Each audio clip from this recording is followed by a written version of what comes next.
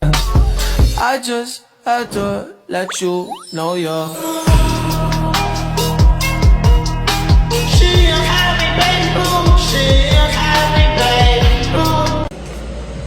Halo semuanya, saya Intani dari Fakultas Keguruan dan Ilmu Pendidikan Prodi PGSD Universitas Terbuka. Nah, pada video kali ini saya akan membahas sebuah materi yang sangat penting dalam modul 5 mata kuliah Filsafat Ilmu, yaitu mengenai hubungan timbal balik antara filsafat ilmu dan pendidikan. Kita masuk ke akar katanya. Pendidikan. Pendidikan itu berasal dari bahasa Latin yaitu educare.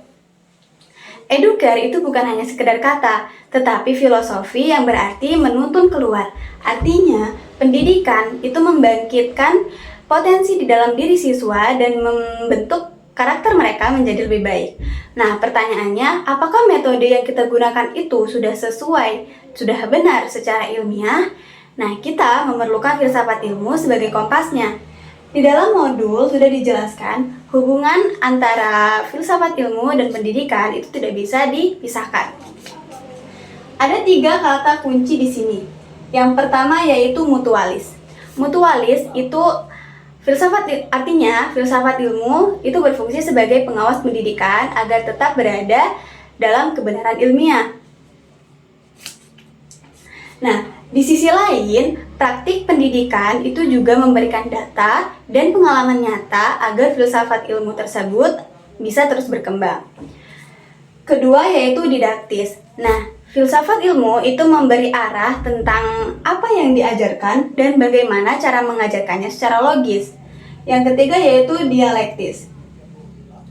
Selalu terjadi dialog antara teori filosofi dan pendidikan. Nah, ketika pendidikan terjadi masalah, maka filsafatlah yang membedahnya, lalu kemudian solusi tersebut akan digunakan kembali atau dipraktikkan lagi di sekolah tersebut. Kita masuk ke pembahasan inti yaitu kenapa filsafat ilmu itu disebut sebagai pisau analisis yang tajam. Tanpa 3 landasan ini, pendidikan akan kehilangan arah. Yang pertama yaitu ontologi. Di dalam ontologi, kita bertanya, apa yang kita didik? Apakah kita hanya mendidik akal atau kita mendidik seluruh aspek kemanusiaan? Nah, di dalam ontologi ini mempertegas objek yang kita kaji. Lalu masuk ke epistemologi. Nah, epistemologi ini berkaitan dengan cara. Bagaimana cara kita mendapatkan pengetahuan? Apakah cara yang kita gunakan, metode yang kita gunakan itu sudah valid? Apakah metode ceramah itu sudah benar, sudah sesuai, atau membutuhkan metode eksperimen? Nah, epistemologi ini memastikan metode yang kita gunakan itu bisa dipertanggungjawabkan secara ilmiah. Lanjut ke aksiologi. Nah, di dalam aksiologi inilah yang paling penting bagi karakter. Apa tujuan pendidikan kita? Apakah hanya menciptakan siswa agar pintar atau menciptakan moral mereka menjadi baik?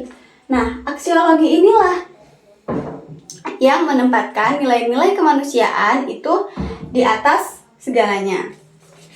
Sebagai contoh nyata, kita lihat kurikulum Merdeka dan kebijakan-kebijakan pendidikan saat ini.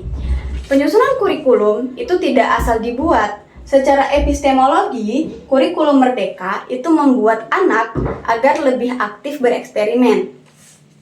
Nah, sedangkan secara aksiologi, kurikulum Merdeka itu membentuk profil pelajar Pancasila. Nah, di sini kita sadar bahwa filsafat ilmu itu selalu hadir, selalu ada di balik kebijakan pendidikan kita. Maka kesimpulannya, filsafat ilmu itu adalah energi penggerak agar pendidikan tetap kokoh, tetap sesuai secara ilmiah, dan tetap bermartabat. Karena jika tanpa filsafat ilmu, maka pendidikan itu hanya akan menjadi rutinitas tanpa makna. Oke, sekian penjelasan saya tentang materi modul 5 tentang hubungan timbal balik antara filsafat ilmu dan pendidikan. Terima kasih atas perhatiannya dan wassalamualaikum. I just had to let you know you're.